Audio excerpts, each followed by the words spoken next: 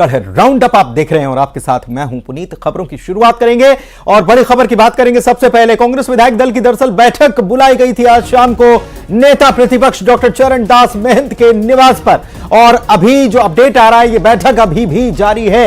विधानसभा का सत्र चल रहा है, 3 दिनों का यह सत्र है। पहला दिन आज रहा जब नवनिर्वाचित विधायकों ने शपथ ग्रहण किया है, और आज पहले दिन स्पीकर का भी निर्वाचन हो गया सर्वसम्मति से। लेकिन विधानसभा का 2 दिनों का सत्र बाकी है। कल राज्यपाल का अभिभाषण होना है और फिर परसों अनुपूरक बजट लाया जा सकता है सरकार की तरफ से। और ऐसे में विधानसभा के सत्र को लेकर रणनीति बनाई जा रही है और आगे आने वाले वक्त के लिए भी रणनीति बनाई जा रही है, क्योंकि कांग्रेस जो है अब विपक्ष में है।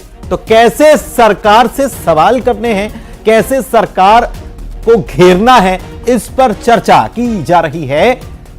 विधानसभा में नेता प्रतिपक्ष डॉक्टर चरण दास महंत के आवास पर यह बैठक विधायक दल की बुलाई गई है।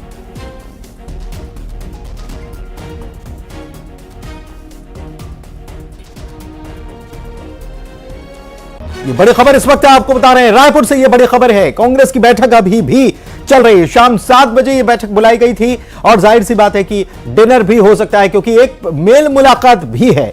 नए चुने हुए विधायक जो आए हैं उन्होंने आज शपथ भी ले ली है, और अब सदस्य चूंकि विधानसभा के बन चुके हैं और विपक्ष की भूमिका में है, तो विपक्ष की भूमिका कैसी हो इसको लेकर के चर्चा अब विधायक कांग्रेस के कर रहे हैं।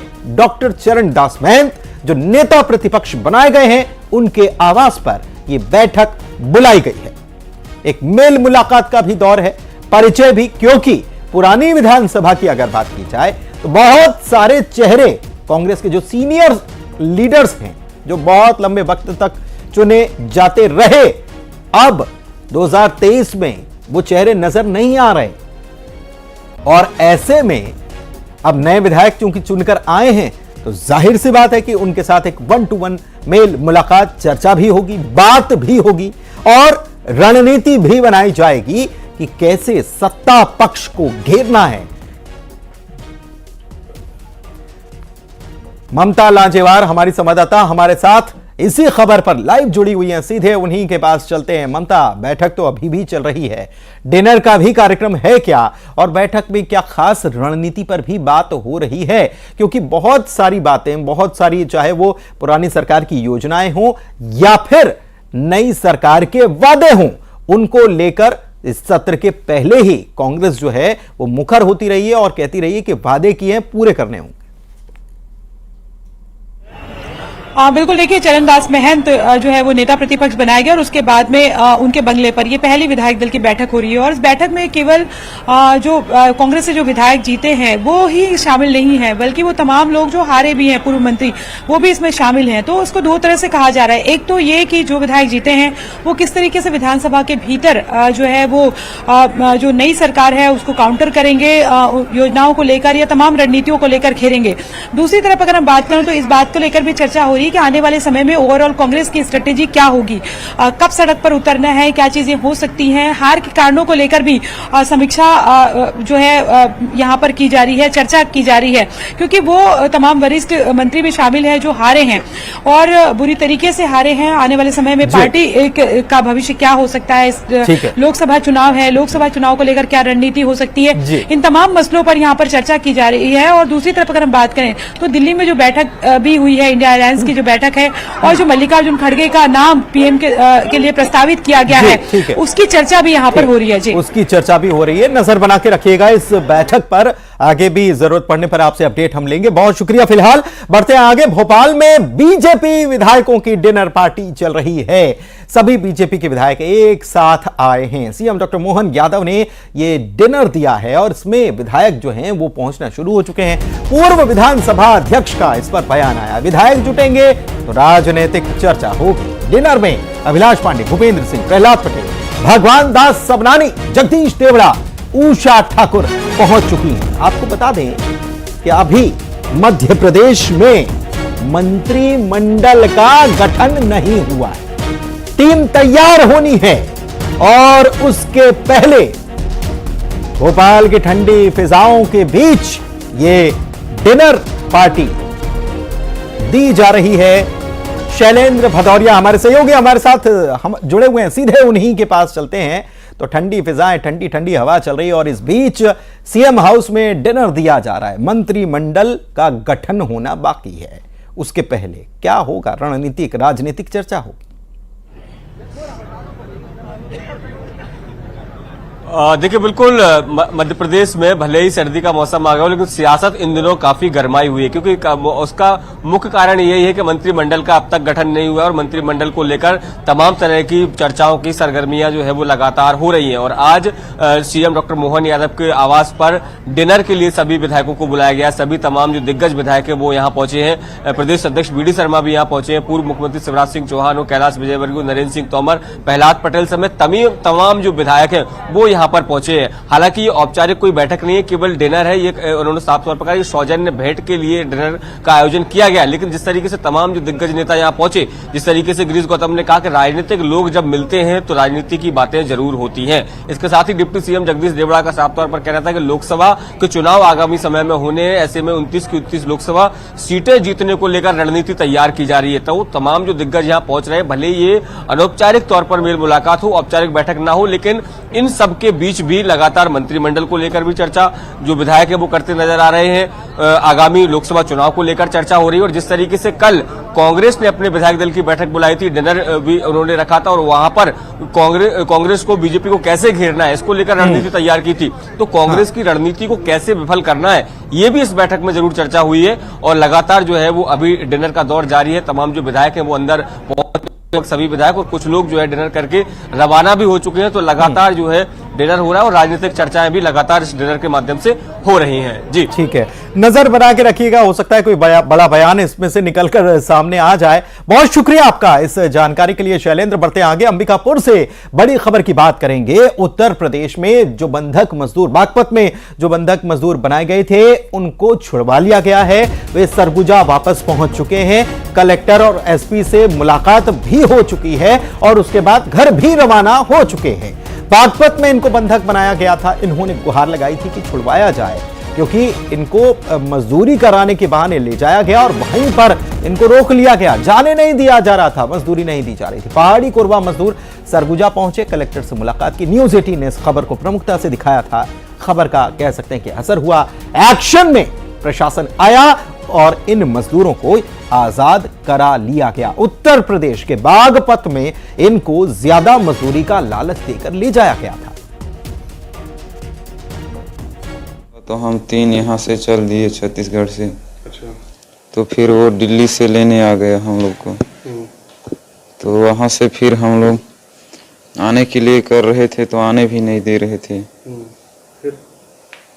तो फिर मैंने वीडियो बना दिया, फिर भेज दिया सरपंच के। जी, अभी ये लोग मजदूरों को रिकवर करके लाया गया है। अभी इन मजदूरों से बात की जाएगी, इनके बयान दर्ज किए जाएंगे और उसमें जो भी एजेंट्स के नाम सामने आएंगे उन पे सख्त से सख्त कार्रवाई की जाएगी। इसमें प्रावधान ये है कि यदि वो व्यक्ति इनको वास्तविक कार्य बता के लेके जा रहा है तो कार्य मजदूरी करना कोई इसमें अपराध नहीं है, परंतु यदि इनको बहला फुसला के, झूठ बोल के, प्रलोभन देके और धोखाधड़ी इस तरह की कोई कार्रवाई की गई है तो इसमें धोखाधड़ी के तहत भी कार्रवाई हो सकती है और साथ ही साथ ह्यूमन ट्रैफिकिंग के एंगल पे भी हम लोग काम करेंगे। बहुत ही हर्ष का विषय है कि यूपी बागपत ज़िले में हमारे मैनपाट के जो है 5 मजदूर फंसे हुए थे। उनका सोशल मीडिया पे उनके द्वारा वीडियो जो है हमको मिला, करीब परसों मिला था हमको वीडियो, एंड उसमें एक फ़ोन नंबर भी आया था उन्हीं के किसी सदस्य का था। फिर हमारे एसपी साहब ने, जो बागपत के एसपी साहब, उनसे बात की। हमारे एसडीएम साहब ने वहाँ के एसडीएम और थानेदार से बात करके और वहाँ के जो भी जो प्रोप्राइटर थे, जो उसको चलाने, जिस उद्योग में लोग काम कर रहे थे, उनसे तत्काल संपर्क साध के और लोगों को जो है सकुशल वापस लाया गया है। श्रवण महंत हमारे संवाददाता अंबिकापुर से हमारे साथ लाइव जुड़े हुए, सीधे उन्हीं का रुख कर लेते हैं। और श्रवण, ये कामयाबी तो मिल गई, इनको वापस तो ले आया गया, लेकिन सवाल यही है कि ऐसे बहुत सारे मजदूरों को ले जाया जाता है, ज्यादा मजदूरी का लालच, प्रलोभन दिया जाता है, तो कौन लोग हैं जो इस प्रकार का पूरा एक नेक्सस चलाते हैं? जरूरत इस बात की है कि पुलिस उनकी पतासाजी करे। क्या कुछ कार्रवाई हो रही है? देखिए, कार्रवाई तो अभी तक जो एसपी हैं वो उन्होंने कहा है कि कार्रवाई करेंगे, जो भी दोषी होगा उसको मानव तस्करी से धारा के तहत कार्रवाई करेंगे। लेकिन सबसे पहले न्यूज़ 18 ने बंधक बनाने, जो मजदूर बंधक बने थे उसकी खबर को दिखाया था, जिसके बाद जो है प्रशासन जो है हरकत में आई, टीम बना करके बागपत यूपी इन मजदूरों को छुड़ाने के लिए जो टीम रवाना हुई। और आज जो है जैसे ही ये सकुशल यहाँ सरगुजा में पहुंचे हैं, मजदूरों के चेहरे में खुशी देखने को मिली है। इसके अलावा उसके परिवार भी इंतजार कर रहे हैं।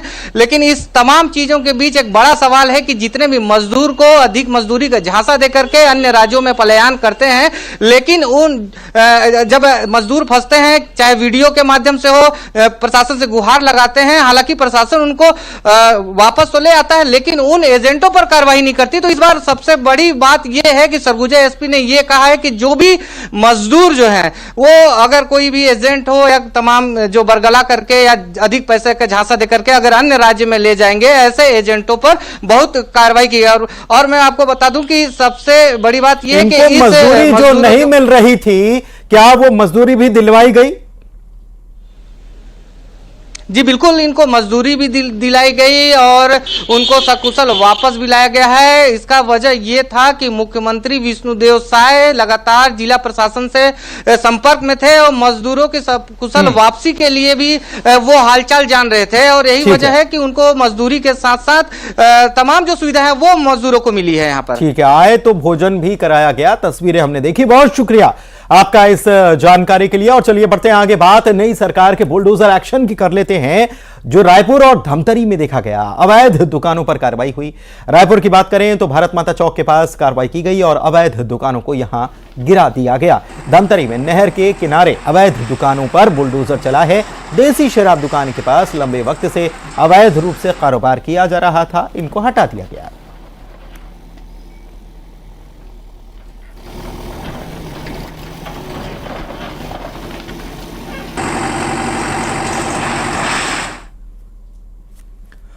इधर कोरबा की बात करें तो एक परिवार बहिष्कार का दंश झेलने के लिए मजबूर है। गौर करने वाली बात यह है कि यह मामला कोरबा नगर निगम के ही वार्ड नंबर 45 डांडपारा का है और बहिष्कार का कारण है मोहल्ले की दुकान से सामान ना लेकर किसी और दुकान से सामान खरीदना। है ना बेहद अजीब मामला, लेकिन मामला पुलिस तक अब पहुंच चुका है।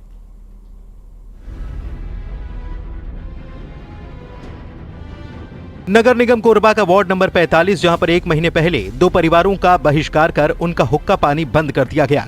कारण था बस्ती की किराना दुकान से सामान लेने के बजाय ये लोग नजदीक ही एक दिव्यांग की किराना दुकान से खरीदारी कर रहे थे। इतना ही नहीं, हालात ये तक बन गए कि इसी परिवार के एक बच्चे का जब जन्मदिन मनाया गया तो उसमें भी बस्ती से कोई नहीं पहुंचा, जिसके चलते बच्चे ने मायूस होकर घर वालों के साथ ही केक काटा, जबकि हर साल जन्मदिन पर पूरा गांव जुटता था। बाइकाट ककरो से बातचीत बंद, आना जाना बंद, हुक्का पानी सब बंद। कहा ठीक है तब भाई में कहे ओकुले आ गए मीटिंग ले। ओका दूसरा दिन भैया है ते दुकान खोले है, तेकर वजह से हमन ला गाँव वाला मन छोड़ रहे हैं, गाँव बस्ती के मन। और क्या कहते हैं हमन ला दुकान में सामान भी नहीं दे और बात कुछ भी नहीं करे, तो हमन ला सरकार से न्याय चाहिए। इस बहिष्कार के फैसले से पूरे घर के लोग दुखी हैं। वे बताते हैं कि उनके बच्चों के साथ भी अब कोई बच्चा नहीं खेलता। हालांकि परेशान परिवारों ने पुलिस से इस बात की लिखित शिकायत की है और कार्रवाई की मांग की है। ओकरे दुकान में आथन जाथन ओकर साथ मिलथन न तो जुर्माना मांगिन। कौन मांगिस? तो गांव के गाँवटिया मन तो जुर्माना दे इनकार करें तो मोला बहिष्कृत कर दी गाँव ले। और का कहते हैं का बोली ने और बोलिन कि हरे भाग भी जाके गए कई ठोको मतलब बोली नहीं तो ओकरे कारण न मोला मतलब न्याय चाहिए। वहीं इस मामले की शिकायत के बाद दर्री थाना प्रभारी ने मौके पर पहुंचकर जानकारी ली और सभी पक्षों को बयान के लिए थाने बुला लिया गया। थाना दर्री में शिकायत प्राप्त हुई थी, मौके पे जाके पूछताछ की गई है। तो प्रथम दृष्टया तो बहिष्कृत का कोई पार्ट सामने नहीं आया है और भी जांच जारी है, उसके बाद फिर अग्रिम कार्रवाई की जाएगी। एक तरफ समाज में सकारात्मक बदलाव की तस्वीर नजर आती है और दूसरी तरफ कोरबा में 2 परिवारों के साथ तानाशाही की ये तस्वीर है। देखना होगा इस मामले में क्या कार्रवाई पुलिस करेगी। अब्दुल असलम, न्यूज़ 18, कोरबा। और धमतरी से खबर है, जहां पर भटगांव में सरकारी जमीन पर कब्जे को लेकर भारी बवाल हो गया। गांव के सभी लोगों ने एक दिन काम बंदी का ऐलान किया और गांव में चक्का जाम और नाकेबंदी कर डाली गई। बवाल में पंचायत के सभी पंच और आधा गांव एक तरफ था तो देवांगन समाज और सरपंच दूसरी तरफ। मामला जमीन पर सामुदायिक भवन के निर्माण का है। दरअसल भटगांव में देवांगन समाज के भवन के लिए सरकार ने जमीन और पैसा अलॉट किया, लेकिन गांव के ही बाकी समाज के लोग इसके खिलाफ उठ खड़े हुए और आवाज उठाने लगे। ग्रामीण ये चाहते थे कि कीमती जमीन का इस्तेमाल स्कूल या कॉलेज के लिए होना चाहिए। भारी विरोध को देखते हुए आम सभा बुलाई गई और पंचायत से प्रस्ताव पारित कर दिया गया, जिसके मुताबिक देवांगन समाज को दिया गया जमीन का आवंटन अब रद्द किया जाएगा। प्रस्ताव निरस्त भी किया गया है, मैं आपको पढ़ के सुनाता हूं। यह है, पब्लिक में बोलना चाहेंगे उसके लिए माइक की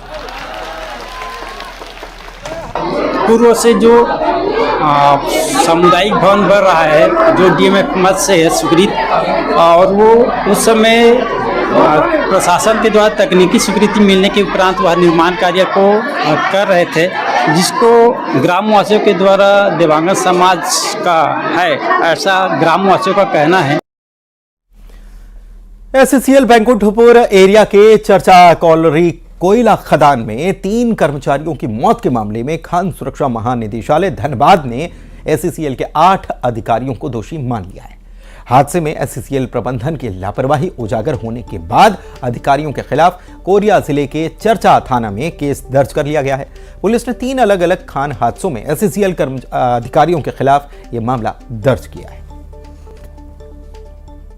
मेरे को दूसरे से पता चला, जो कि मेरे से छुपा रहे थे कि क्या हुआ क्या नहीं। उसके बाद हॉस्पिटल में जाने के बाद मैं उनको देखी, मेरे उसमें बहुत बुरा लगा। मेरे को लगा सब मेरे साथ नाटक कर रहे हैं कि इनको कुछ भी नहीं हुआ है। फिर जब वो उनको उठाने की कोशिश की, वो उठे नहीं। उनके हाथों को देखी कि जला हुआ था। फिर मेरे को बाद में पता चला कि उनके साथ ऐसी घटना हो गई है, तो मैं कुछ कह नहीं सकती कि। खबर मनेंद्रगढ़ से, जहां पर सीरिया खोह में बने स्टॉप डैम के भ्रष्टाचार की पोल खुल गई। डैम को इतनी खराब गुणवत्ता से तैयार किया गया कि कुछ सालों में ही यह जर्जर हो चुका है।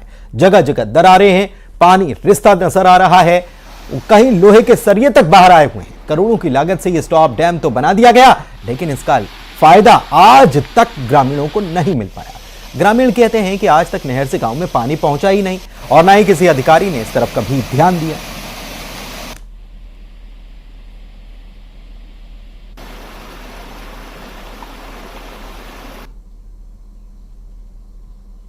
वही 2012-13 का है। तो ये जो इसमें से जो नहर निकला है, इसमें से गांव वालों को कोई फायदा हो रहा है? कुछ नहीं, सब फूट फाट गया है। कहाँ फायदा होगा, वहाँ कोई फायदे नहीं है। कोई अधिकारी कोई देखने आया था यहाँ की टूटा फूटा है, कोई जायजा लेने आया? कोई नहीं लेने आया है। ये तो डैम बना है, कोई डैम नहीं बना है, एक खंडारा है। जहाँ वहाँ ना पानी आ पाता है। जैसे भी थोड़ा बहुत कहीं पे बोरी उरी डाल के आदमी पानी भी ले आएंगे तो वो कहीं खेत में जाके फूट जाता है, खेत भी बर्बाद हो जाता है किसान लोग का।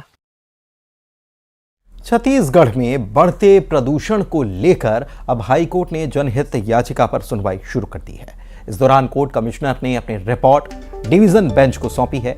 इसमें यह बताया गया कि प्रदेश में कई ऐसे उद्योग हैं जहां प्रदूषण रोकने के कोई ठोस उपाय नहीं हो रहे और उनके कामगारों में फेफड़े संबंधित बीमारियां भी तेजी से बढ़ रही हैं। इस केस की अगली सुनवाई 10 जनवरी को होगी। प्रदेश भर में संचालित उद्योग और कारखानों में काम करने वाले श्रमिकों को सीमेंट और लोहे की डस्ट से बहुत परेशानी होती है।